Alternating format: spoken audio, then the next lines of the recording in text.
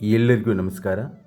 9ನೇ ತರಗತಿಯ ದೈಹಿಕ ಶಿಕ್ಷಣ 14ನೆಯ ಅಧ್ಯಾಯ ರಾಷ್ಟ್ರಧ್ವಜದ ನೀತಿ ಸಂಹಿತೆ ಮತ್ತು ಕೋಮು ಸೌಹಾರ್ದತೆ.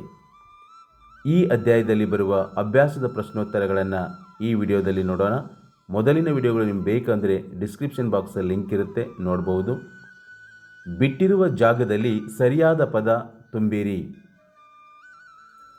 ನಮ್ಮ ರಾಷ್ಟ್ರಧ್ವಜವು ಡ್ಯಾಶ್ ಎಂದೇ ಖ್ಯಾತಿಯನ್ನು ಪಡೆದಿದೆ. ತಿರಂಗ ಎಂದೇ ಖ್ಯಾತಿಯನ್ನು ಪಡೆದಿದೆ.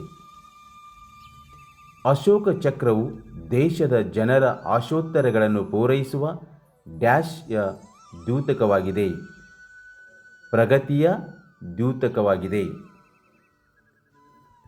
ರಾಷ್ಟ್ರಧ್ವಜವನ್ನು ಡ್ಯಾಶ್ ಸಭೆಯಲ್ಲಿ ಅಂಗೀಕರಿಸಲಾಯಿತು. ರಾಜ್ಯಾಂಗ ರಚನಾ ಸಭೆಯಲ್ಲಿ ಅಂಗೀಕರಿಸಲಾಯಿತು. ರಾಷ್ಟ್ರಧ್ವಜದ ಅನುಪಾತವು ಡ್ಯಾಶ್ ಆಗಿರುತ್ತದೆ. 3:2. 3:2 ಆಗಿರುತ್ತದೆ. ಖಾಲಿ ಬಿಟ್ಟ ಸ್ಥಳಗಳನ್ನು ಸೂಕ್ತ ಉತ್ತರಗಳಿಂದ ತುಂಬಿರಿ.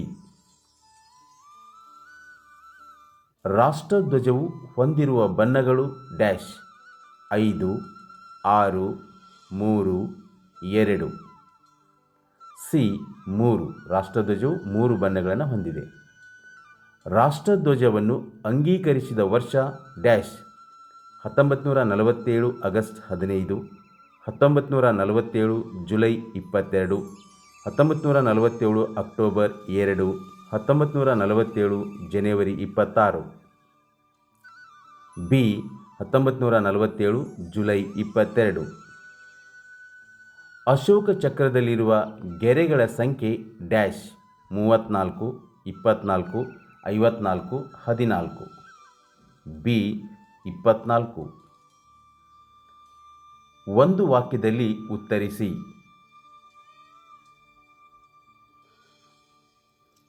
ಕೇಸರಿ ಬಣ್ಣವು ಏನನ್ನು ಸೂಚಿಸುತ್ತದೆ?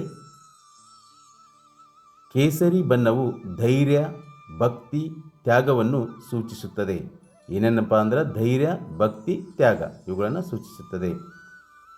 ರಾಷ್ಟ್ರಧ್ವಜದಲ್ಲಿರುವ ಚಕ್ರವು ಯಾವುದರ ಸಂಕೇತವಾಗಿದೆ? ರಾಷ್ಟ್ರಧ್ವಜದಲ್ಲಿರುವ ಚಕ್ರವು ಧರ್ಮದ ಸಂಕೇತವಾಗಿದೆ. ರಾಷ್ಟ್ರೀಯ ಭಾವೈಕ್ಯತೆ ಎಂದರೇನು? ಒಂದು ರಾಷ್ಟ್ರದ ಜನರು ನಾವೆಲ್ಲ ಒಂದೇ ಎನ್ನುವ ಭಾವನೆಯನ್ನು ರಾಷ್ಟ್ರೀಯ ಭಾವೈಕ್ಯತೆ ಎನ್ನುವರು. ಇದಕ್ಕೆ ಉತ್ತರವನ್ನು ಬೇರೆ ಬೇರೆ ರೀತಿಯಲ್ಲೂ ಕೂಡ ಬರಿಬೋದು. ಹೀಗೆ ಬರೀಬೇಕಂತಿಲ್ಲ, ಬೇರೆ ರೀತಿ ಕೂಡ ಬರಿಬೋದು. 2 ಅಥವಾ 3 ವಾಕ್ಯಗಳಲ್ಲಿ ಉತ್ತರಿಸಿ. ಕೋಮು ಸೌಹಾರ್ದತೆಯ ಮಹತ್ವವನ್ನು ತಿಳಿಸಿರಿ. ವಿವಿಧತೆಯಲ್ಲಿ ಏಕತೆಯನ್ನು ಕಾಣುತ್ತೇವೆ. ವಿವಿಧ ಧರ್ಮಗಳಲ್ಲಿ ಗೌರವ ಕಾಣುತ್ತೇವೆ. ನಾವೆಲ್ಲರೂ ಭಾರತೀಯರು ಎಂಬ ಭಾವನೆ ಬೆಳೆಯುತ್ತದೆ. ರಾಷ್ಟ್ರದ ಅಭಿವೃದ್ಧಿಯಾಗುತ್ತದೆ. ರಾಷ್ಟ್ರದ ಅಭಿವೃದ್ಧಿಯಾಗುತ್ತದೆ. ರಾಷ್ಟ್ರಧ್ವಜದ ಪ್ರದರ್ಶನದ ಪ್ರಸಂಗಗಳನ್ನು ತಿಳಿಸಿ.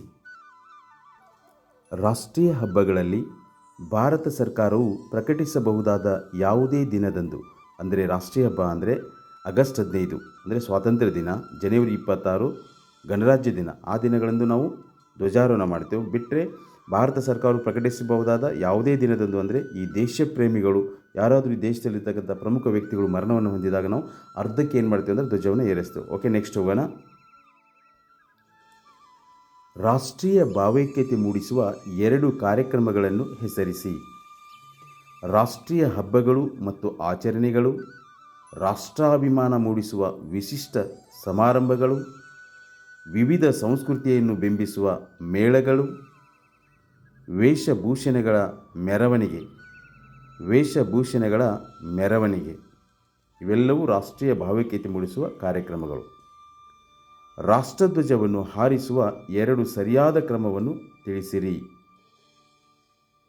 ಧ್ವಜವನ್ನು ಗೌರವಯುತವಾಗಿ ಎಲ್ಲರಿಗೂ ಕಾಣುವಂತೆ ಹಾರಿಸುವುದು. ಧ್ವಜವನ್ನು ಚುರುಕಾಗಿ ಏರಿಸುವುದು, ನಿಧಾನವಾಗಿ ಇಳಿಸುವುದು. ಧ್ವಜವನ್ನು ಏರಿಸುವಾಗ ಚುರುಕಾಗಿ ಏರಿಸಬೇಕು, ಇಳಿಸುವಾಗ ಗೌರವಯುತವಾಗಿ ನಿಧಾನವಾಗಿ ಇಳಿಸಬೇಕು. ಕೇಸರಿ ಬಣ್ಣವು ಮೇಲ್ಮುಖವಾಗಿ, ಹಸಿರು ಬಣ್ಣವು ಕೆಳಮುಖವಾಗಿ ಇರಬೇಕು. ಈ ಭಾರತ ಧ್ವಜವನ್ನು ನಾವೇನು ಧ್ವಜಾರೋಹಣ ಮಾಡ್ತೇವಲ್ವ, ಸೊ ಆ ಸಂದರ್ಭದಲ್ಲಿ ಕೇಸರಿ ಬಣ್ಣ ಯಾವಾಗಲೂ ಮೇಲೆ ಇರಬೇಕು, ಹಸಿರು ಬಣ್ಣ ಕೆಳಗಡೆ ಇರಬೇಕು, ಕೆಳಮುಖವಾಗಿರಬೇಕು.